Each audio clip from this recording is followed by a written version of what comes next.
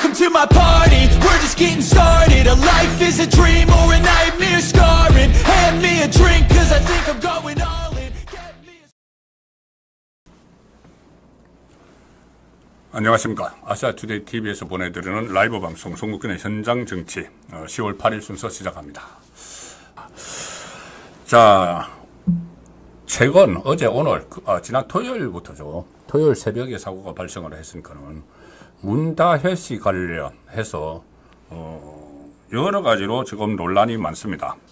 이태원에 가서 심야에 술을 마시다가 접촉사고, 음주운전 하다가 접촉사고를 냈는데, 자, 그와 관련돼서, 여러 가지 소문들, 루머성 소문들도 일어나고 있는, 자, 그런 상황입니다. 그런데 이상한 것이, 전직 대통령의 딸이 이렇게 사고를 냈고, 또 그 전에 논란의 중심에 있었죠. 문재인 전 대통령의 뇌물 사건의 핵심 인물이다. 그래서 참고인 조사를 앞두고 있는 그 상황에서 이런 음주운전 사고가 났고, 문재인은 그때 본인이 대통령을 할 때 음주운전에 대해서 살인이나 마찬가지다. 이런 이야기까지 했습니다. 살인이라는 이야기까지 하고, 초범이라도 엄하게 엄히 처벌을 해야 된다. 자, 이런 말까지 한 적이 있는데, 지금 이 문제에 대해서 아무런 사과나 이런 입장 발표 같은 것도 하나 없습니다. 그냥 숨어버렸습니다. 문재인 전 대통령은 현직에 있을 때도 선택적으로 반응을 했죠. 조국 윤미향 사건 이런 데 대해서는 그 많은 논란이 있었는데도 그냥 침묵하고 숨어버리고, 지금 이 상황에서도 문재인 전 대통령이 어떤 공적 활동을 하지 않는 상황이라거나, 본인이 처음에 이야기했을 때처럼, 퇴임하면서 말을 했을 때처럼, 잊혀진 삶을 살고 있다면은, 그럴 수도 있겠다 싶죠. 그 딸 문제니까 딸이 알아서 해결을, 사과를 하든지 하면 된다고는 생각을 할 텐데, 문재인은 지금 사실상 공적 활동을 하고 있습니다. 문다혜가 그 사고를 낸 토요일 새벽인데, 그 전날, 금요일에 문재인, 김종숙 부부가, 경기도청에 가서 김동연 지사와 또 간담회도 하고, 거기 지금 경기도에 친문의 피난처가 돼 있죠. 전해철을 비롯해서 여러 명이 경기도에 가 있는데, 거기 가서 사실상 정치활동이죠. 그런 것들이. 그리고 지난 총선 때도 선거 지원 요새까지 하고 했는데, 사실상 공개 활동을 하고 있죠. 그리고 각종 행사, 남북 정상회담, 몇 주년 행사 이런 데도 계속 참석을 합니다. 공인으로서의 활동을 하고 있는 거나 마찬가지인데, 이 딸의 교통사고, 음주 심야에, 그것도 이태원 참사 추모 기간입니다. 추모 기간에 이태원에 가서 새벽 3시까지, 1시 넘어서까지 술을 마시다가 술을 마실 수가 있죠. 그런데 어쨌든 음주운전을 하려다가 큰 사고가 날 뻔했지 않습니까? 그리고 그 문재인 정부에서 그렇게 음주 문제에 대해서 이야기를 했으면은 사과라도 한마디 있어야 되는데, 지금 전혀 함구를 하고 있는, 자, 그런 상황입니다. 이 답답한 상황, 이런 상황에서 오늘 또 이틀째 국정감사가 실시가 됐는데, 역시나 정말 민주당 좌파들의 수준이 노출되는, 수준을 그대로 보여주는, 김건희 국감으로 만들겠다, 그런 목표 하나로 모든 것을 거기에 맞추고, 원래 국정감사 취지는 온데간데 없이 정치적인 목적만 가지고 이렇게 특감을 운영했을 뿐만 아니고, 상임위 곳곳에서 어처구니 없는 그런 추태 비슷한 모습들을 오늘 민주당 의원들이 계속 보였습니다. 어제 오늘 일일이 나열하기도 힘들 정도로 여러 가지 수준 이하의 국정감사에 임하는 행태를 보였는데, 자, 그런 것들이 민주당의 현재 수준이죠. 그때 이재명이 22대 국회 공천을 하면서 무조건 충성파, 자기를 지켜줄 사람들만 다 이렇게 공천을 줘서 뽑아놨으니까 이런 것은 예고가 돼 있었다. 그렇게도 볼 수가 있습니다. 국감을 보면 볼수록 정말 화가 나는 그런 장면들이 오늘 도처에서 상임위 곳곳에서 지금 일어났습니다. 자, 오늘은 뭐 그런 이재명도 이제 11월 되면은 2개의 1심 선고가 나오고 그리고 또 다른 재판들도 기다리고 있죠. 또 대북송금 재판 같은 것은 이재명이 가장 무서워하는 겁니다. 그 재판도 오늘 시작이 됐고 이재명 오늘 사실 이게 정상적인 모습인지 국정감사를 하는데 국회의원이고 야당 대표인 이재명이 지금 국정감사 이틀째인데 오늘 재판받으러 갔습니다. 서울 서초동에 서울중앙지방법원 형사 33부에서는 대장동 재판, 대장동, 백현동 다 묶여있는 재판이죠. 성남FC, 유래신도시.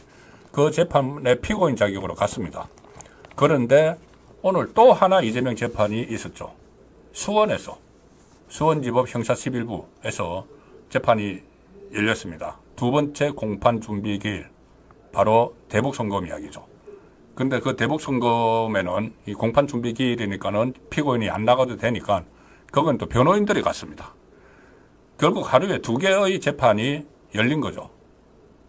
야당 대표 이재명, 국회의원 이재명, 하루에 2개의 재판입니다.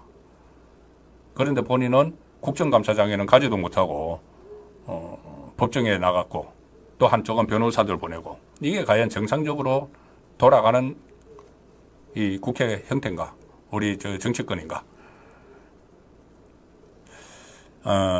그래서 이재명은 본인이 살아남기 위해서 여러 가지 이 수단을 구사를 하고 있는데 지금 결국은 이 전국을 혼란스럽게 만들어서 본인이 빠져나가기 위해서 사실상 탄핵 열차를 출발을 시켰습니다.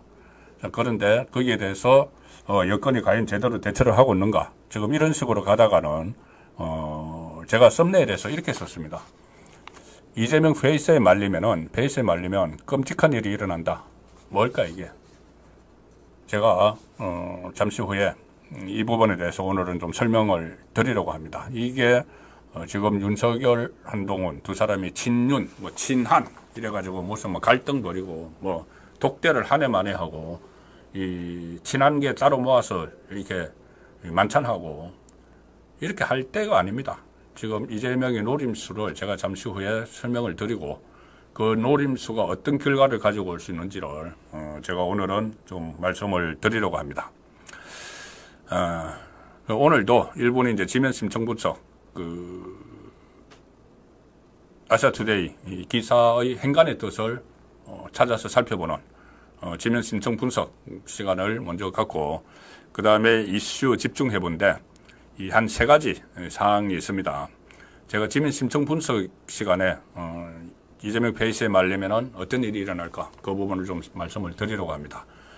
이슈 집중해 볼 시간에는 이재명이 또 재판부 쇼핑 또 불발했다. 이 재배당 신청한 것이 오늘 퇴짜를 맞았죠. 또 어떻게 하든 재판을 연기해보고 또 재판을 미루고 아주 법대로 하는 이 판사를 피하기 위해서 신진호 부장판사를 피하기 위해서 또 꼼수를 썼는데 그 재판부 쇼핑하듯이 재판부를 자기들 마음대로 고르려고 했는데 그게 불발됐습니다. 재판부 재배당 신청 퇴짜를 맞았고 결국 저승사자 신진호 판사 앞에 서게 된 이재명. 자, 그리고 또 하나는 이슈 집중해볼 시간에 문다혜 음주 사고가 문재인 뇌물죄를 입증을 하는 상황이 되어버렸습니다. 차량이 때문에 그렇습니다. 음주 사고를 낸 차량, 캐스퍼 차량이 왜 그렇게 또 뇌물죄와 연결이 되는지 그 부분도 잠시 후에 설명을 드리도록 하겠습니다. 그리고 또 하나는 김정숙의 버킷리스트. 이 문다혜 이제 사고가 났는데 그 어머니죠. 김정숙의 버킷리스트에 대통령 놀이하는 거, 대통령 흉내내는 거. 이것도 지금 포함되어 있었던 것 같습니다. 이 버킷리스트, 평생 살아생전에 하고 싶은 것들, 그런 거 목록이죠.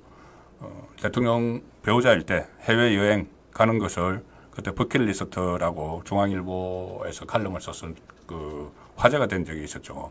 그런데 대통령 놀이도 참 아예 노골적으로 했습니다. 국정감사에서 이것도 드러난 건데 전용기 타고 타지마을 갈 때 현재 프레스센터 설치를 했다. 자, 이 부분도 설명을 드리도록 하겠습니다. 자, 먼저 아시아투데이 지면 신청 분석 시간입니다. 오늘 국정감사 이틀째죠. 정말 짜증나는 모습들이 곳곳에서 보였습니다. 2024 국감, 국감 이틀째, 야 겨냥, 이재명 사적 보복의 장 만들어서는 안 돼.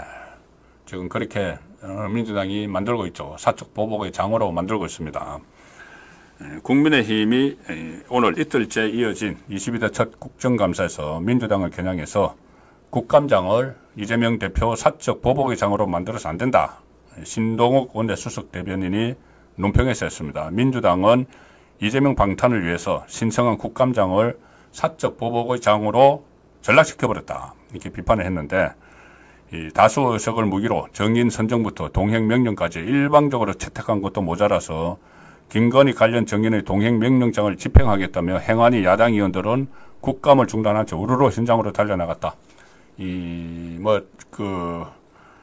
간접 공사한 업체 사람들을 동행명령에서 데려오겠다고. 본래 동행명령을 하면은 국회 직원들이 갑니다. 국회 직원들이 가서 이 동행을 해오는 그런 제도인데 여태까지 제대로 이게 시행된 적이 없었죠. 그때 박근혜 정부 때 그 탄핵 국면에서, 그때도 탄핵 국면인데 박근혜 탄핵 국면에서 국정조사위원회가 있었죠. 이 최순실 관련해서 국정조사위원회. 그때 김성태 국정조사위원장이 이 국회 경위들을 쭉 세워놓고 거기 동행명령에 응하지 않는 그때 최순실, 장시호, 우병우 이런 사람들 데리고 오라고 보내고 이런 퍼포먼스는 있었죠. 근데 그때도 국회의원들이 쫓아가지는 않았습니다.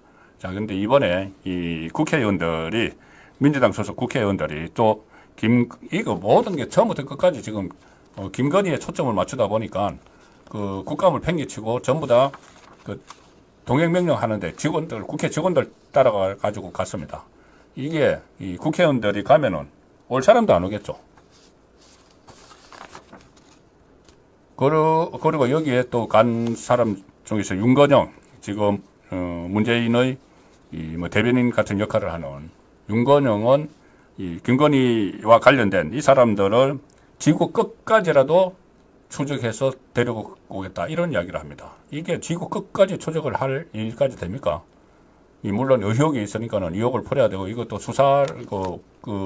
감사원에서 감사를 해서 수사를 받고 있는 건데 받을 텐데, 그걸 국회에서 끝까지, 지구 끝까지 추적을 해서 이런 이야기를 하고, 그래서 이게 또 이것뿐이 아니고 오늘 무슨 국가 기밀을 막 노출을 하는 그런 사안도 있었고, 김준혁 같은 경우에 또 무슨 장관 관용차를 어떤 매물로 내놔가지고 또 거기서 그냥 장관차의 번호 같은 것을 노출을 해서 정보통신망법 위반 논란도 일어나고, 이렇게 지금 엉망입니다.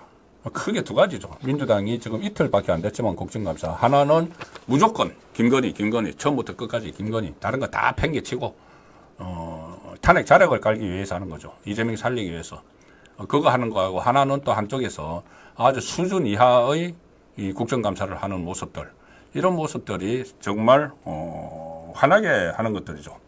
이게 국회를 보면은 제가 말씀드렸다시피 이재명이 본인의 방탄을 위해서 변호사 하던 사람들을 갑자기 막 국회로 끌어들이고, 또 특히 민주당은 국회의사당, 그러니까 정치권, 여의도 정치권 주변에서 왔다 갔다 하는 여의도 낭인들이 있습니다. 여의도 낭인들, 물론 여당에도 있습니다. 지금 보수 정당에도 왔다 갔다 하는 여의도 낭인들이 있고, 야당에 여의도 낭인들 많습니다.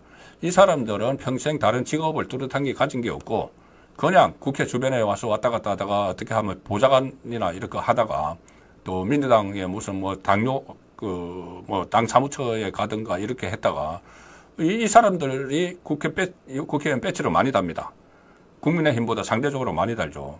이 사람들이 처음부터 배운 거는 자기들을 모시던 국회의원들이 무슨 뭐 정책을 하거나 국정감사를 해서 자료 준비하고 이런 게 아니고 맨날 나가서 거리에 나가서 투쟁을 하거나 아니면은 이 국정감사를 해도 퍼포먼스만 하는 어디가 소리 막 지르고 저희 가서 뭐 이 검찰청 찾아가가지고 구호 외치고 이런 거나 따라다니면서 수발을 했던 사람들이 국회의원이 되니까는 똑같은 행태를 보이는 겁니다. 똑같은 행태. 그것이 지금 오늘 이 국정감사의 현 주소고, 물론 보수 정당에서도 이제 그런 부분들이 간혹 보이기는 하지만은 그것은 그 민주당에 비하면은 그렇게 심하지 않죠. 민주당은 상당히 심합니다. 심지어 최근에 뭐 어떤 시사 프로그램에 나가는 이 패널들도 보면은 야당 쪽 패널들은 주로 뭐 국회에서 그 보좌관이나 이런 활동을 하면서 투쟁만 하든, 그러니까 거리에 나가서 투쟁을 하거나 아니면은 이 퍼포먼스를 하고, 어쨌든 정책이나 이런 데는 전혀 관심이 없는 사람들이 지금 뭐 패널로도 나가고 국회의원도 되고 한 것이죠. 그래서 지금 전체적인 수준을 이렇게 떨어뜨리고 있는 겁니다. 자, 뭐 여당에도 그런 부분이 부분적으로 없지는 않다고는 제가 말씀을 드렸습니다. 그런데 그것이 야당에 지금 훨씬 많다. 그 상황이 지금 국정감사에서도 고스란히 드러나고 있습니다. 어떻게 보면은 이재명의 방탄을 위해서 이렇게 정말 상식적으로 이해하기 어려운 이재명의 4개의 재판, 그 7개 사건, 11개 혐의로 재판을 받고 있는 이재명을 지키기 위해서 이렇게 그 국회 다수 의석의 입법권을 막 남발하는 거, 이런 것도 사실은 자질 문제죠. 어떻게 보면 이것은 근본적으로 보면 국회의원들의 자질 문제입니다. 자, 그리고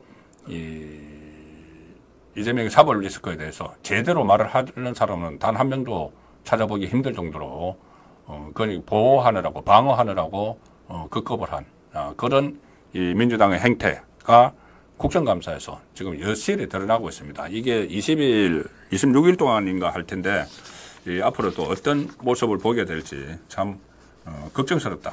그런 말씀을 드리지 않을 수가 없습니다. 전부 다 이재명의 이 사법 리스크에 대해서 시시하기는 하지만 그래도 속으로는 모두 다 불안하겠죠. 민주당 사람들도. 이게 이재명이 이제 그 11월 달에 1심 2개가 나오는데 1심 2개가 나오면은 그 중에서 둘 다 아마 유죄가 나올 겁니다. 그리고 이 선거법 같은 경우는 벌금 100만 원 이상 나오면은 지금 2년 3년 구형을 받았기 때문에 민주당이 434억 원을 또 토해내야 되는 그런 상황까지 되는데 불안하겠죠. 자, 그런데 겉으로는 드러내놓고 말을 하지 못합니다. 그 전에 이 당대표 경선할 때 김두관 의원이 한번 김두관 전 의원이죠. 김두관 후보가 당에서 시시하고 있지만은 사실상 고민들이 많다는 이야기를 한 적이 있는데 그 정도입니다. 그 정도. 그냥 시시하고 있는데 김두관 의원이 오늘 또 비슷한 말을 해서 제가 그 기사를 소개를 드리겠습니다. 자, 아시아투데이 기사입니다. 김두관 이재명 유죄 확정되면 리더십 흔들릴까 염려가 많다. 자, 이런 말 잘 안 하죠. 이런 말 잘 안 합니다. 이 김두관이 이 8.18 전당대회 당시에 이재명과 경쟁했던 김두관 의원이 1심 선고를 앞두고 있는 이재명의 재판과 관련해서 이 유죄가 확정되면은 리더십이 흔들리면서 당내에서는 염려를 많이 하고 있다. 이런 이야기를 했습니다. 라디오, KBS 라디오에 나와서 이야기를 한 거네요. 이재명의 사법 리스크로 인한 11월 위기설에 대해서 아직 3심은 시간이 많이 남아있고 법적으로 잘 대응할 수 있다고 하지만 당내에서는 걱정을 많이 한다. 그래서 이 일종의 청기누설을 한 것 아닌가. 이 걱정, 어떤 걱정이겠습니까? 일단 이재명 1인당, 1인 4당을 만들어놨는데 이재명 당을 만들어놨는데 제일 꼭대기에 있고 그 밑에는 거의 없습니다. 지금 최고위원들도 거의 뭐 이 거수기나 다름없죠. 이 상황에서 이재명이 피선거권이 박탈이 되고 이 당대표직이 날아가고 국회의원직을 날아가면은 그 다음에 어떻게 할 것인가. 지금 김경수, 김부겸, 김동현이 대기하고 있다고 하지만 너무나 이게 일극체제가 돼버렸기 때문에 그 일극이 무너지면은 민주당은 바로 나락으로 떨어진다. 이런 걱정들을 지금 많이 하고 있다는 것이죠. 얼마 전에 전현희 의원, 전현희 의원은 원래 친문 쪽으로 가야 됩니다. 전현희. 문재인 정부 때 국민권익위원장을 했었죠. 그런데 어떻게 이제 이재명 쪽에 전향을 해가지고 이재명이 공천을 줬죠. 공천을 줘서 이제 국회의원 되고 그 다음에 또 최고위원도 사실상 이재명이 시켜줬죠. 그 전현희가 얼마 전 그런 이야기를 한 적이 있습니다. 이재명이 유죄가 나오지 않겠지만, 무죄가 나오지 않겠지만은 혹시라도 유죄가 나오면은 대비를 해야 된다. 유죄에 나올 경우에 대비를 해야 된다. 그래서 정치적으로도 사법적으로도 대비를 하지만 사법적 대비는 2심, 3심 이런 이야기겠죠. 정치적으로도 대비를 해야 된다. 이 이야기를 한번 한 적이 있습니다. 지난주죠. 정치적으로도 그러니까 플랜 B 이야기를 한 겁니다. 플랜 B. 플랜 B라는 표현은 안 썼지만은 이재명이 유사시에 플랜 B가 당일 수도 있어야 되는 것 아니냐. 당연한 이야기죠. 정상적인 정당이라면 플랜 B가 있어서 가동 준비를 해야 되죠. 지금 1심 선고가 2개 눈앞에 와 있는데. 그런데 거기에 대해서 개딸들이 난리가 났습니다. 난리가 났습니다. 개딸들이 그 전현희에 대해서 이재명의 유고시, 일단 이재명이 정상적인 업무를 수행할 그러니까 그 피선거권이 박탈되어 있을 경우, 그리고 당대표직을 내려놔야 될 경우, 자, 이런 경우에 어떻게 해야 되느냐. 이 문제에 대해서 현실적인 이야기를 한 거죠. 그럼 뭔가 대비가 있어야 된다는 이야기를 한 건데, 일단 이재명이 실각을 하는 것을 전제로 했다고 해서 개딸들이 난리가 나서 공적 1호가 됐다고 합니다. 전현희가 공적 1호가 됐다. 공적 2호도 있는데 개딸들의 공적 2호는 누구냐? 정청래 법사위원장. 그때 박상용 검사 탄핵 청문회를 한다고 판을 벌려놨다가 이하영을 불러가지고 원맨 쇼를 하게 만들었는데, 결국은 거기서 주진우 의원이 이화영과 김영태 변호사의 녹음 파일을 터는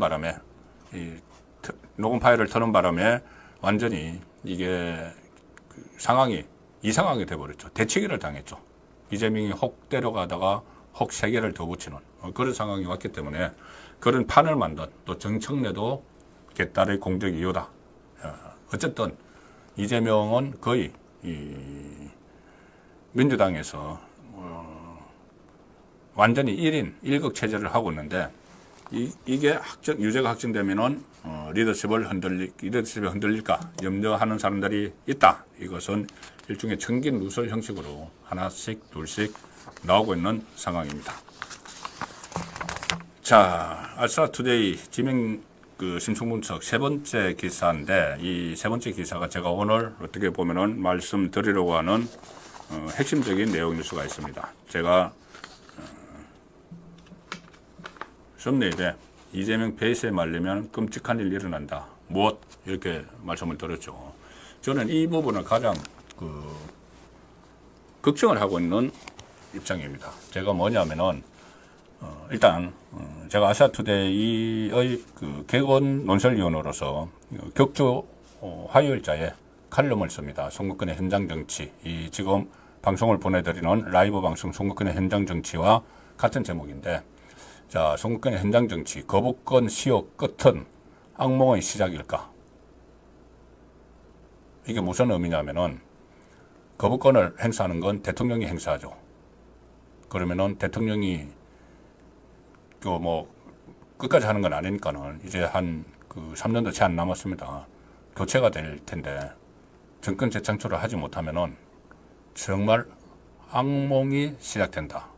정권 재창출을 하지 못하면은 거부권이나마 행사하지 못하면은 아주 큰일이 나는 상황이 있습니다. 제가 그걸 설명을 드리려고 합니다. 자, 일단 이 윤석열 대통령이 우리 헌법에 보장된 법안 거부권, 제 요구권을 취임 후 지금 2년 남짓 됐는데 2년 5개월이 됐죠. 24번을 행사했습니다. 초대 이승만 대통령이 45번을 했는데 그거 제외하고는 역대 최다. 그런데 아직 임기가 절반이 남았죠. 그래서 이승만 그 기록도 깰 수가 있습니다. 자, 왜 그렇게 깰 수밖에 없느냐. 야당이 계속 이 법안을 발의를 해서 그 법안 발의 성격이 크게 두 가지가 있습니다. 하나는 마치 민생 법안처럼 포장을 했는데 이념 법안이 있습니다. 그리고 하나는 또 방탄 법안인데 개혁 법안처럼 탈을 쓴 것이 있습니다. 자, 하나씩 이제 좀 설명을 드리면은 민주당은 문재인이 그때 재임 당시에 거부권이 제로였다. 그래서 윤석열 대통령에게 거부권 중독적 뭐 이런 프레임을 씌웠는데 문재인은 처음에 시작할 때부터 여대 야수였고 처음에는 여소야대로 출발을 했는데 그때는 그 박근혜 전 대통령 탄핵 직후였죠. 그래서 야당이 뿔뿔이 흩어져 있었습니다. 야당이 자유한국당이 전체 94석만 있었고 바른정당으로 사람들이 나가 있었죠. 그래서 탈당파가 다 복귀해도 106석. 그때 여당이 민주당은 120석. 그러니까 그때 사실상 여대 야수나 마찬가지였습니다. 지금 같은 상황이 아니죠. 그리고 2020년 총선을 통해서 180석을 확보를 해서 하니까 거부권을 행사할 일이 없죠. 같은 그 여당에서 다 이제 법안을 그 다수당이 전반기에는 사실상 다수당, 후반기에는 절대적 다수당이 돼서 법안을 처리를 하니까는 거부권을 행사할 일이 없습니다. 그러니까 거부권 제로죠. 그런데 윤석열 정부는 완전히 다른 환경이죠. 임기 5년을 지금 처음부터 끝까지 여수야대로 가는 첫 정권이 됐는데 거부권 없는 국정 운영은 지금 아예 불가능합니다.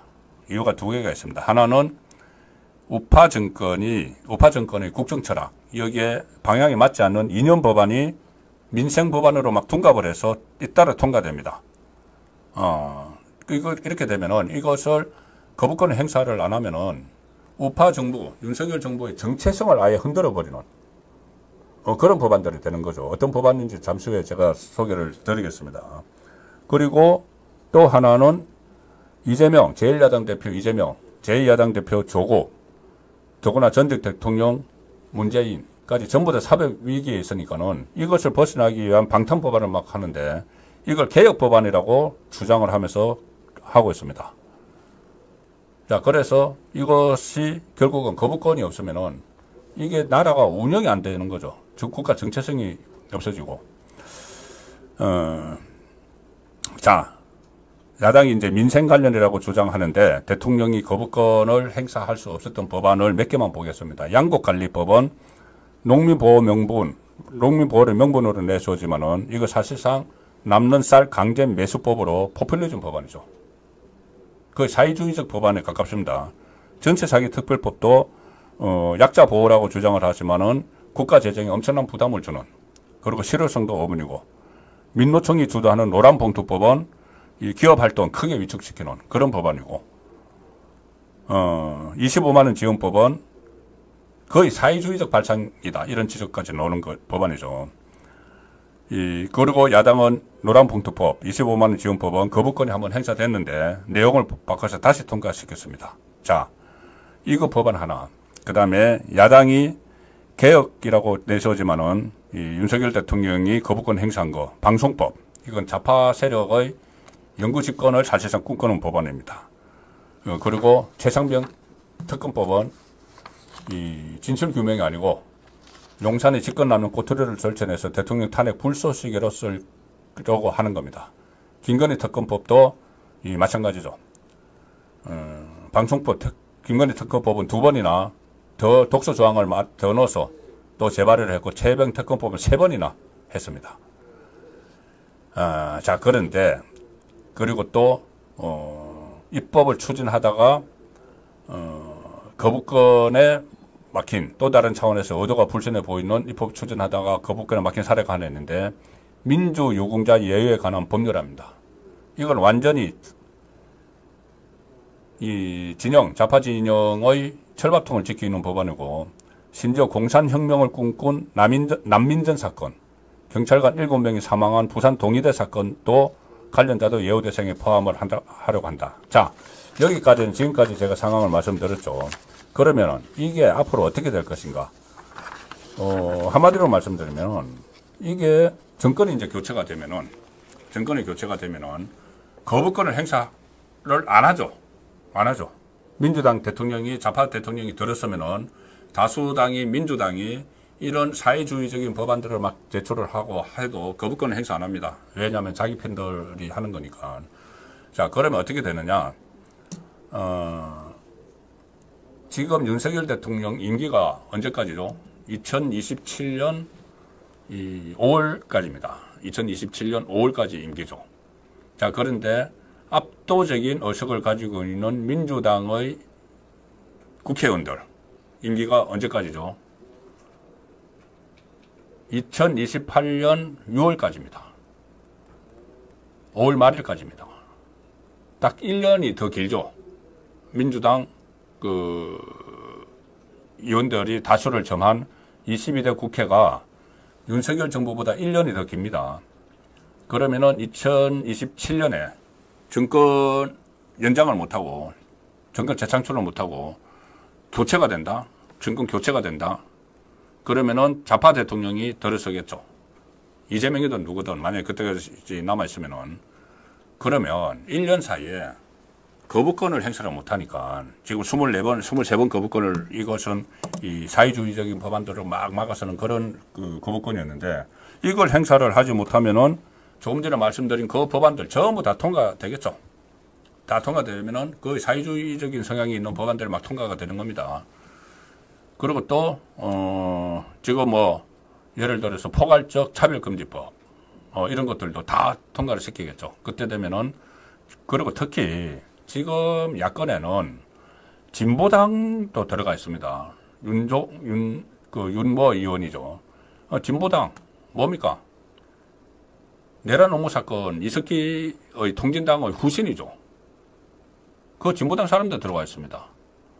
그리고 제가 말씀드렸다시피 정말 이 어떤 국가의 장래나 이런 것보다는 그냥 정치 투쟁만 하던 사람들이 국회의원 배지 달고 줄줄이 들어와 있죠. 이 사람들은 무슨 법안을 만들어서 통과시킬지 모릅니다. 1년 동안 거의 사회주의적인 법안들을 막 통과를 시키겠죠. 그래서 제가 이게 거부권의 끝이 악몽의 시작이 될 수 있다. 거부권의 시효. 대통령 임기 중에만 시효죠. 그 끝이 이제 악몽의 시작이 될 수 있다는 이야기고, 여기다 더 하나 있습니다. 정말 집중을 해야 될 것이 2027년까지 안 갈 수도 있다는 이야기죠. 안 갈 수도 있다. 이재명 조국이 본인들의 구속 위기에서 벗어나기 위해서 지금 탄핵을 이재명 그제 이야기했죠. 대통령 끌어내려야 한다고 이야기를 했죠. 그래서 지금 탄핵 전국을 완전히 조성을 하고 있습니다. 조국하고 같이. 그러면은 만에 하나 조기 대선이 치러지면은 그 기간이 엄청 더 길어질 수도 있습니다. 조기 대선이 치러져서 좌파가 집권을 하게 되면은 지금 10월 위기설, 그러니까 이재명의 11월 위기설이 있으니까는 10월 위기설까지 나옵니다. 윤석열 정부의 10월 위기설까지. 11월 가기 전에 엎어버리자. 이런 말까지 지금 좌파 진영에서 하고 있는 상황인데 이걸 지금 심각성을 제대로 느끼지 못한다. 이건 엄청난 문제죠. 그리고 탄핵이 안 되더라도 그러니까 탄핵이 안 돼서 조기 대선이 치러지지 않더라도 이 상태로 가면은 2027년에 정상적으로 대선이 치러진다고 하면은 이게 정권 재창출 되겠습니까, 지금? 윤석열 대통령 지지율. 그리고 지금 겨우 임기 반환점을 도는 시점에 20%대에서 왔다 갔다 하는 이 지지율. 그리고 여당 대표와의 충돌, 끊임없는 충돌. 그리고 다음 대선 때까지 이 소수 여당으로서 제대로 뭘 하나 활동도 하지 못하는, 법안 하나 제대로 처리하지 못하는, 수비에만 급급한, 수비도 제대로 하지 못하는 이 상황으로 가서 정권 재창출하겠습니까? 정권 재창출 어렵죠. 그러면은 조금 전에 말씀드린 그런 상황이 벌어지는 것이 더욱 현실이 된다는 겁니다. 지금 이재명 조국이 이렇게 탄핵 정국을 만들어서 조기에 대통령을 끌어내려서 정권을 잡으면은, 좌파가 집권을 하면은, 지금부터 하면은 몇 년 동안입니까? 만약에 지금부터라고 이제 가정을 하면은 2028년 임기까지 4년 가까이 거부권 행사 없이 좌파 입맛에 맞는 모든 법안들을 그대로 다 통과시키겠죠. 그전에도 물론 이 문재인 때도 후반부에 좌파 정권에 여당이 그 압도적인 수적 우위를 갖고 있은 적이 있지만 그때와 지금의 구성은 다릅니다. 지금 민주당의 구성이 다릅니다. 말씀드린 대로 좌파 성향의 의원들이 대거 투입이 됐고, 그때 비례대표 위성정당 만들면서, 그리고 이 수준은 더 낮아졌고, 민주당 국회의원들 수준이 더 낮아졌다는 이야기죠. 국회의원들뿐이 아니고 그 주변에 있는 사람들, 민주당 주변에, 좌파 정당 주변에 있는 사람들도 뭐 국가의 장래, 미래, 다음 세대 이런 거 생각 안 합니다. 그 사람들이 완전히 주도권을 잡으면은, 주도권을 지금 야권이 주도권을 잡고 있죠. 그런데 정권까지 가져가면은, 국정 운영권까지 가져가면은 감당하지 못하는 상황이 오게 되는 거죠. 자, 그럼에도 불구하고 지금 여권에서는 여전히 양쪽으로 갈라져서 이런 내부를 향해서 총풀이를 겨누는 그런 상황이 눈에 보이고 있습니다. 저도 최근에 이 국민의힘 의원들을 이렇게 취재하느라고 이렇게 만나보면은 설마 탄핵까지 가겠나? 우리 탄핵까지는 안 갈 거야. 그런 이야기를 합니다. 그런데 뭐 박근혜 정부 때는 처음부터 뭐 여권 내부에서 탄핵 가야 된다고 이야기했습니까? 여권 내부에서. 이 상황에서 지금 어떤 일이 이제 벌어질지도 모르는데, 만약에 이 정권 교체가 되면은 언제가 됐든 정상적으로 대통령 선거가 치러지는 시점이 됐든 조기 대선이 됐든, 특히 이 민주당이 완전히 국회를 장악하고 있는 상황에서 거부권도 행사 못하고 속수무책으로 나라가 한쪽으로 완전히 기울어지는 그런 상황이 될 텐데, 지금 이렇게 여권의 모습은 참으로 민망합니다. 그래서 제가 끝을 이렇게 맺었습니다. 제 기사를 자꾸 소개드려서 좀 민망하긴 한데, 결국 우파 진영이 정권 재창출에 실패하면은 완전히 기울어진 운동장에서 국민이 살게 될 판이다. 그 악몽이 더 빨리 시작될지도 모른다. 사법위기가 최고조에 달한 두 명의 야당 대표, 이재명과 조국이죠. 대통령 탄핵을 통한 조기 대선을 꿈꾸고 있기 때문인데, 그런데 좌파의 그런 꿈을 깨야 할 우파는 다가올 악명을 외면한 채 두 갈래로 쪼개져 있다.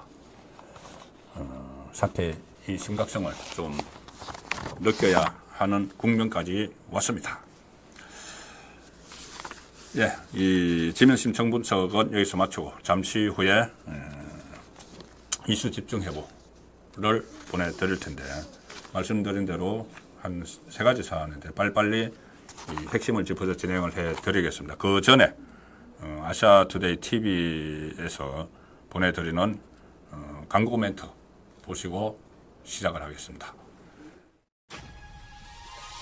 1+1 이벤트에 추가 추석 사은품 증정, 100% 국내 생산 노벨 물리학상을 수상한 구매 신물질이 그래핀입니다.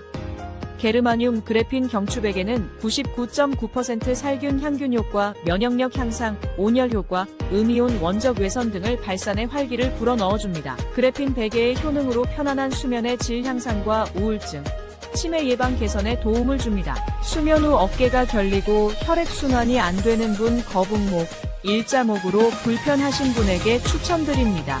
문의 전화 010-4487-0949. 예, 이 아트TV 구독자 특별 원 플러스 원 이벤트도 있습니다. 그래핀 베개인데, 살균 향균 효과에 뛰어난 99.9% 그래핀 베개고, 특히 100% 국내 생산으로, 제품이 만들어집니다. 거북목, 일자목으로 불편하신 분들, 어깨가 결리고 혈액순환이 안 되시는 분들께 추천드리고, 010-4487-0949로 문의하면 원 플러스 원 이벤트가 기다리고 있습니다.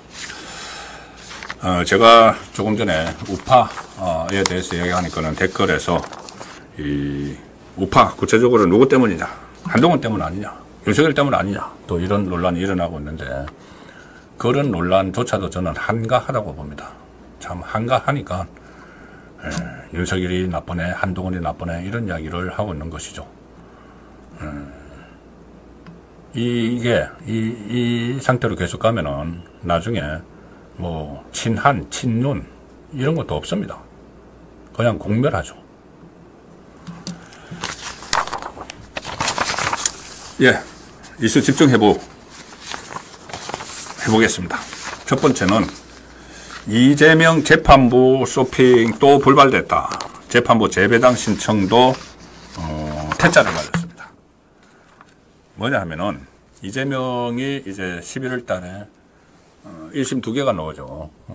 구형 3년, 2년 징역형 받은 이 선거법 그리고 위정교사 2개의 재판이 나온 그 1심이 나오는데 이재명이 가장 무서워하는 거는 아마 대북 송금 사건일 겁니다. 오늘 공판준비기일 두 번째 공판준비기일 열리는데 이재명 본인은 서울중앙지방법원에서 열리는 대장동 재판에 피고인으로 참석을 했고, 변호인들이 이 수원지법으로 갔죠. 그래서 거기서, 공판준비기일이 있었는데, 공판준비기일은 말 그대로, 앞으로 재판 일정을 논의를 하고 하는 과정이기 때문에 피고인은 출석할 의무가 없습니다. 그래서 안 왔는데, 오늘 피고인들은 이재명 외에 이화영, 김성태까지 다 있죠. 바로 북한의 조선노동당에 돈을 보낸 혐의입니다. 돈을 보낸 혐의. 제3자 뇌물, 외국한 거래법, 남북교류협력법, 여기에 대한 2차 공판준비기일인데, 자, 제3자 뇌물은 특정범죄가중처벌법상 제3자 뇌물입니다. 특가법의 뇌물죄는 형량이, 그러니까 양형 기준표에 따르면은 유기징역이면은 징역 10년 이상, 무기징역이면은 10년 이상 아니면 무기징역에 처하도록 되어 있습니다. 이재명이 무기징역을 받을 수도 있다는 그 이야기죠. 자, 그래서 이게 아주 가장 큰 형벌을 받을 수 있는 게 대북송금 사건이고, 특히 이것을 심리를 지금 시작을 한 사람이, 오늘 공판준비기일을 연 사람이 바로 대장동 저승사자라는 신진호 부장판사죠. 신진호 부장판사는 이재명이 울렁증이 있습니다. 그 전에 김만배 씨, 대장동 사건을 재판을 하면서 김만배 씨를 처음으로 유죄를 선고했고, 이재명의 후임 성남시장 은수미를 정치자금법으로 법정 구속을 시킨 인물이죠. 신진호. 그래서 신진욱입니다. 그래서 이재명 입장에서는 울렁증이 있을 수밖에 없는, 자, 그런 판사인데, 거기다가 이게 중형이기 때문에 나중에 이게 1심 나올 때까지 이재명이 살아남아 있다고 해도 법정 구속을 할 수가 있습니다. 신진호 부장판사가. 더구나 신진호 부장판사는 이화영, 공범인 이화영을 1년 8개월 동안 재판을 했죠. 재판을 해서 9년 6개월 중형을 선고를 한 판사입니다. 그러면 공범인 이재명은 겁나겠죠. 이 판사가, 신진호 부장판사가. 그래서 처음에 시도를 했던 것이 재판부 서울로 바꿔달라는 거였습니다. 내 사건 수원지방법원에서 하지 말고 여기 이 서울중앙지법 나에게 아주 우호적으로 재판을 해주는 형사 33부 김동현 부장판사 쪽으로 붙여달라고 신청을 했죠. 대법원에. 그런데 대법원이 즉각 나흘 만에 기각을 해버렸습니다. 완전히 이 사건의 성격도 다르고 수원지검에서 또 기소를 했고 그래서 수원지법에서 또 그 신진호 부장판사가 수원지법 형사 11부인데 여기서 계속 이 사건을 대구성검을 다뤄왔기 때문에 여기 수원지법에서 하는 게 맞다. 그래서 기각을 해버렸죠. 자, 그렇게 하니 이재명이 또 한 번 꼼수를 썼습니다. 뭐냐 하면은 지난 9월 30일에 이번에는 그래, 수원지방법원에서 받을 테니까, 재판을 받을 테니까는 다른 재판부로 옮겨주세요. 그러니까는 신진호한테는 못 받겠어. 이 이야기죠. 신진호 부장판사에게는 못 받겠어. 거기 수원지방법원에 이 반부패 그 재판부가 2개가 있는데 그 2개 중에 이제 추첨에 의해서 신진호 부장판사 쪽으로 배당이 됐죠. 거기 말고 다른 곳으로 옮겨달라고 이것을 이제 신청을 하는 게 이 자기가 재판을 받고 있는 재판부에 신청을 합니다. 신진호 부장판사에게 신청을 했죠. 자, 그런데 그 명분은 이겁니다. 이하영 재판을 해서 9년 6개월 선고를 했기 때문에 좀 이 대북 송금 사건에 선입견이 있는 것 아니냐. 선입견. 확정 편향이 있는 것 아니냐. 그러니까는 새로운 재판부에서 한번 재판을 받고 싶다. 이 이야기죠. 새로운 재판부의 판단을 받고 싶다. 자, 그런데 이게 그런 뭐 여태가 전례가 없는 데다가 또 이거 1년 8개월 동안 심리를 한 곳에서 재판을 하고 또 이 판사들이 그 법과 양심에 따라서 법에 따라서 이렇게 법을 적용을 해서 하는 건데 이걸 마치 선입견을 갖고 있는 것처럼 그렇게 핑계를 대서 바꿔달라고 한 겁니다. 다른 데로. 그런데 오늘 이 재판부에서 공판 준비기를 하면서 오늘 재판부에서 사실상 이것을 퇴짜를 놔버렸습니다. 그렇게는 할 수 없어. 퇴짜. 그대로 신진호 이 재판부에서 앞으로 이제 재판을 받게 되는 그런 상황이 된 겁니다. 그래서 결국은 재판부 재배당, 이제 2번째 재배당 한 것도 퇴짜를 맞았는데 이게 퇴짜를 맞을 거에 뻔한데 이걸 왜 이 신청을 했느냐. 자, 2가지 또 꼼수가 있습니다. 여기서 2가지 꼼수가 있는데 하나는 뭐냐면은 재판부 기피 신청을 하려고. 내가 이 재판부가 선입견이 있는 것 같아서 다른 데로 바꿔달라고 했는데 그것도 안 바꿔줬어. 그럼 나 이 재판 못 받겠어. 재판부 기피 신청을 하려고. 그럼 재판부 기피 신청을 하면 이 기피할지 안 할지를 또 옆에 재판부에서 판단을 합니다. 그러면 기피 신청이 기각될 게 뻔하죠. 이하영도 신진호 부장판사 기피 신청을 했는데 기각됐죠. 그런데 뻔한데 왜 또 하느냐. 시간 끌겠다는 거죠. 시간 끌기. 다른 재판부로 바꿔달라는 것도 이 명분은 그렇지만 실제로는 이 신진호 부장판사가 무섭기도 하고 또 이 재판 기록이 A4 용지로 4만 쪽입니다. 4만 쪽. 4만 쪽을 다른 재판부가 가져가면은 재판 기록을 다 보는데 또 몇 달 걸리겠죠. 그래서 그 꼼수로 이 재판부 재배당 신청을 했는데 그게 이제 안 될 거 뻔하면서 한 것도 또 꼼수라는 거죠. 그거는 이제 재판부가 재배당을 신청했는데 안 해줘서 그건 재판부 기피 이렇게 하겠다는 거죠. 그래서 또 시간 좀 어느 정도 벌어보겠다. 이재명의 모든 전략은 이 1심 선고가 총선전에 안 나오는 것이었죠. 이것은 지금 성공을 했습니다. 뭐 단식도 하고 뭐 여러 가지 이유를 들어서 막 재판 질질 끌었죠. 그리고 또 하나의 전략은 이 대선 전에 모든 대법원 확정 판결 안 나오는 건데 어떤 수를 써서라도 지금 재판을 끌고 있는 상황입니다. 그래서 이것도 재판 지연 작전의 일환으로 이런 재배당 신청 쇼를 벌였다가 이 퇴짜를 맞았는데 퇴짜 맞을 거 다 알고 한 거죠. 재판부 쇼핑하듯이. 이렇게 되니까 또 하나 또 꼼수가 있습니다. 하나는 이게 이제 안 될 거를 재배당이 안 될 걸 분명히 알면서 한 것은 하나의 이유는 재판부 기피 신청을 하기 위한 거고 2번째는 이 재배당을 신청한 날에 제가 한번 설명을 드린 적이 있죠. 이건태 대장동 변호사 출신 국회의원이 법안을 하나 발의를 했는데 뭐냐면은 공범은 같은 판사가 재판을 하지 못하도록 하는. 아니 공범을 같은 판사가 재판을 해야지 사건의 개요를 다 알고 하는데 공범에 대해서는 같은 판사가 재판하지 못하는 법안을 또 발의를 한다고 합니다. 이것은 말도 안 되는 법안이라서 이 통과 아무리 민주당이라도 이걸 통과시키기는 어려울 것 같은데. 그러니까 이하영을 재판을 한 판사는 이재명을 재판을 못한다. 이게 말이 안 되는 이야기죠. 그런 꼼수를 또 쓰기 위한 전 단계로서 재판부 재배당 신청을 했다. 자, 그 내용이 이슈 집중해볼 시간 재판부 쇼핑 또 불발됐다는 이야기입니다. 두 번째 문다혜 이야기인데, 문다혜 문다혜 음주사고가 문재인 뇌물죄를 입증을 한다. 이건 무슨 이야기냐면은 지금 문다혜가 음주교통사고를 냈죠. 음주교통사고를 냈는데 그 차량이 또 무슨 차량이냐? 그 교통사고 접촉사고를 낸 그 차량이 바로 캐스퍼인데 광주 GM에서 만든 겁니다. 광주 GM은 이게 뭐냐면은 문재인이 2021년 재임할 때, 대통령으로 재임할 때 강주형 일자리, 그러니까 그때 지역형 일자리 이런 그 캠페인을 벌였죠.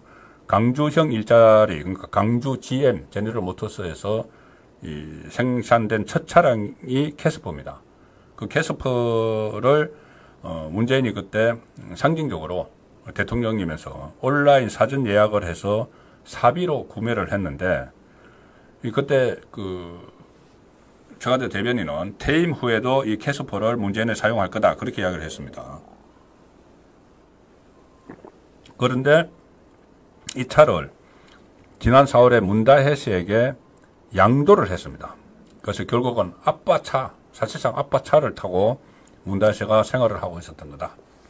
자, 이게 왜 중요하냐면은 문재인 뇌물죄죠. 문재인 뇌물죄는 이상직이 준 서창호에게 태국의 타이스타즈에서 취업을 해서 준 급여가 사실상 뇌물이라는 이야기입니다. 왜냐하면은 문재인이 서창호가 취업하기 전에는 서창호 문다혜 부부에게 생활비를 줬는데 그 생활비를 사실상 이상직이 대신 준 거다. 그러면 뇌물이 되는 거죠. 문재인이 나가야 될 돈을 안 나가고 이상직이 줬으니까는 이제 그 대가를 중진국 이사장 시켜줬고 하니까 이게 또 법리적으로 하면은 문재인과 문다혜가 경제 공동체가 돼야 되는 거죠. 그러니까는 너돈 내 돈 없이 서로 같은 주머니. 그래서 경제 공동체이기 때문에 이것은 뇌물죄가 성사가 되는 겁니다. 성립이 되는 겁니다. 그런데 경제 공동체 정황이 상당히 차고 넘치죠.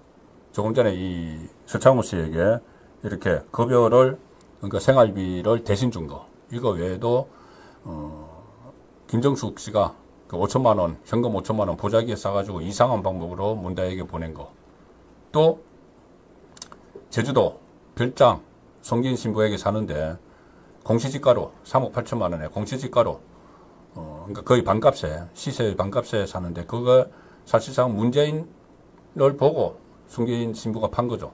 근데 그게 지금 문다혜 이름으로 돼 있습니다.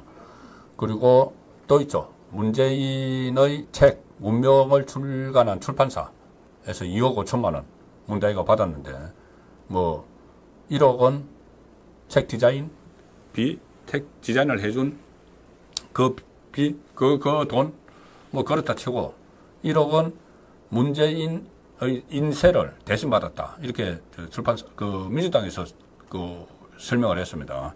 그러면 이것은 문재인 돈을 그냥 대신 그냥 받은 거니까 경제 공동체죠. 그냥 한 지갑인 거죠. 자, 그래서 이 경제 공동체를 지금 파악을 하고 있는 그 수사 상황인데 거기에 이 음주사고가 난 차도 사실상 아빠 차를 이제 가지고 다녔기 때문에 아빠가 그때 사비로 샀다. 이렇게 청와대에서도 이야기를 했는데 그래서 경제 공동체의 입증하는데 문재인의 뇌물죄를 입증하는데 이 차량이 정황 증거로 또 하나 포함이 된다. 그래서 문다혜 음주사고가 문재인 뇌물죄를 입증을 하는 하나의 정황 증거가 되는, 자, 그 상황을 지금 정치권에서 또 주목을 하고 있습니다. 마지막 소개해드릴 이슈 집중해보는 김정숙의 버킷리스트. 여기는 대통령 놀이도 들어가 있는가. 자, 이게 뭐냐면은 그때 김정숙 혼자서 타지마할 갔죠. 문재인 같이 안 가고 타지마할에 가면서 다 아시다시피 이 대통령 전용기를 타고 갔습니다. 공군 2호기. 그 휘장도 떼지 않고 대통령 휘장 딱 달고 갔는데 여러 가지 논란이 있죠. 거기에 이 호화 기내식 이것도 아직 뭐 정리가 안 됐습니다. 호화 기내식 의혹도 있었고 그 다음에 예비비 4억 원을 편성을 했습니다. 갑자기 며칠 만에 뚝딱 해서 예비비 4억 원 편성해서 그거 가지고 그 외유성 그 마치 여행 가듯이 관광 가듯이 타지마할까지 들렀다 왔는데 그 타지마할에 가는 이제 예비비가 4억 원이었죠. 그런데 지금 어제 국감에서 다시 한번 이제 확인된 것에 따르면은 배현진 의원이 이 자료를 제출을 했습니다. 자료를 제출을 했는데 뭐냐면은 그 타지마할을 가면서 프레스 센터, 프레스 룸을 설치를 했다는 겁니다. 지금 기사에 나오죠. 김정숙이 인도 순방을 하면서 프레스 룸을 설치를 했다. 자, 저도 그 청와대 출입을 오래 했는데 이제 해외 순방을 취재를 가면은 그 기자단 숙소가 있는 호텔에 한 공간을 크게 빌려서 프레스 룸을 만듭니다. 그래서 그 수행한 기자들이 거기 가서 기사 송고도 하고 이용을 하죠. 기자실. 그러니까 기자실이 되는 겁니다. 임시 기자실. 그리고 인터넷망도 설치를 하고 해서 인터넷 사용비는 기자들이 또 주고 하는데 그 공간은 이 정부 예산으로 하죠. 정부 예산으로 하는데 김정숙이 인도에 갔는데 거기다 프레스룸을 설치를 하는데 3,400만 원이 들어갔다는 이야기입니다. 근데 이것은 예비비 4억 원에 포함된 것이 아니고 이 대통령 정상외교 비용, 정상외교 비용이 본 예산에 편성이 됩니다. 대통령이 이제 해외 순방을 가니까 정상외교 비용이 본 예산에 편성이 되는데 그 정상외교 비용 중에서 본 예산 중에서 3,400만 원을 끄집어 썼다는 겁니다. 그런데 아니 기자실 프레스룸이 만들어졌으면 기사가 나와야 되죠. 근데 단 한 건의 그 현지발 기사가 없고 사진도 하나 안 나왔습니다. 기자들이 따라갔다는 말도 없습니다. 그때 간 사람들 보면은 이 부대변인 하던 고민정, 그 다음에 전속 요리사, 특갈비 의혹에는 양인했어, 유송아, 경호원들, 뭐 이런 사람들이 갔죠. 거기 가서 뭐 기자들이 가서 취재하고 한 거 하나도 기사가 나온 게 없습니다. 그런데 프레스 룸을 만들었다. 3,400만 원 주고. 근데 이건 가요 프레스 룸을 만든 거지. 그 돈이 어디로 갔는지. 그것도 지금 오리무중인 상태가 돼버렸습니다. 그것도 검찰의 새로운 수사 대상이 돼야 되겠죠. 그리고 무엇보다 무슨 정상외교 비용을 가지고 김정숙 씨가 프레스 룸을 만듭니까? 기사도 한 건 안 나오는 프레스 룸을. 이게 완전히 대통령 놀이 하는 건지 청와대를 완전히 사유화해가지고 이런 행태를 지금 보이고 있는데 그때 이 김정숙은 또 이 논란이 일어나니까는 김정숙은 특별 수행원이다 이렇게 또 이야기를 했죠. 당시 그 청와대 사람들이.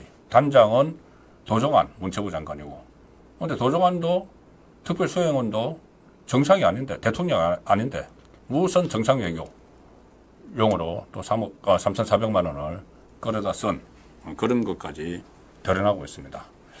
참 문재인, 이재명 이쪽의 반칙, 특권 의식 이런 것이 정말 국민을 화나게 하는 그 상황이 속속 나오고 있습니다. 예, 송국근의 현장 정치 라이브 방송 준비한 순서는 여기까지입니다. 이재명 폐쇄에 말리면 끔찍한 일이 일어난다. 제가 오늘자 아시아투데이 선 칼럼을 중심으로 중점적으로 설명을 드렸습니다. 그리고 모두에 말씀하신 대로 아시아투데이 TV 가을 맞아서 개편이 있습니다. 우선 월요일에 모든 방송이 10시 그리고 오후 2시, 오후 5시에 됩니다. 월요일에는 김동원의 하이파이브 그리고 고성국 박사가 패널이 됩니다.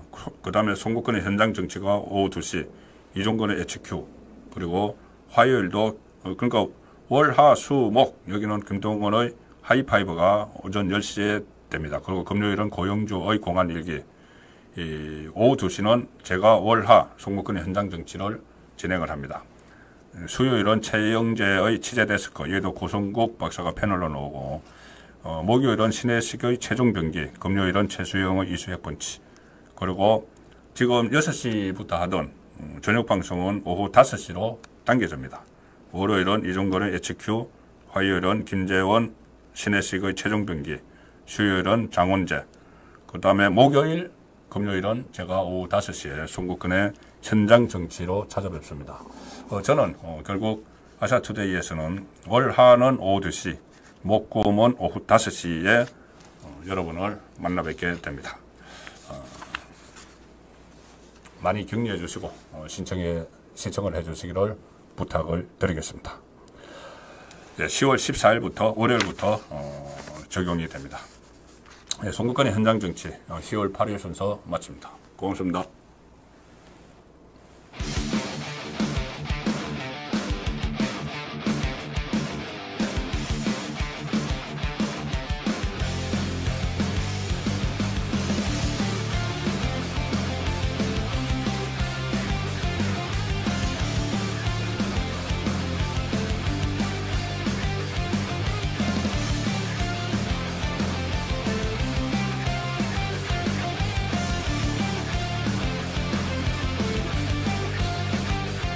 오늘날의 이재명이 오기까지 1등 공신은 누굽니까? 이재명은 지금 법인카드 가지고 다시 이제 소환 통보를 받았죠.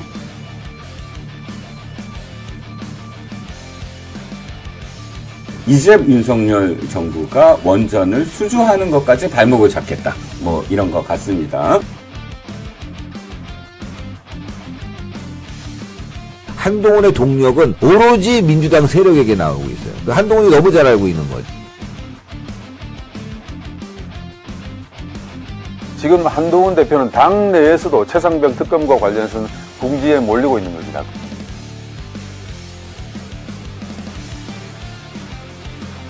김정은은 이런 것들을 가장 잘 이용해 왔습니다. 네. 김씨 족속이 그랬죠. 그렇죠.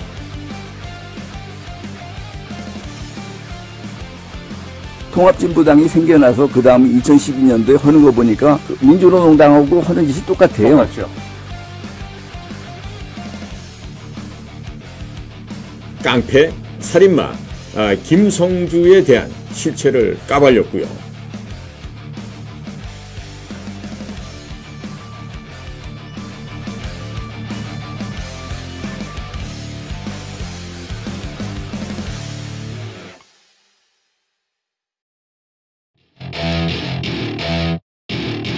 Welcome to my party, we're just getting started. A life is a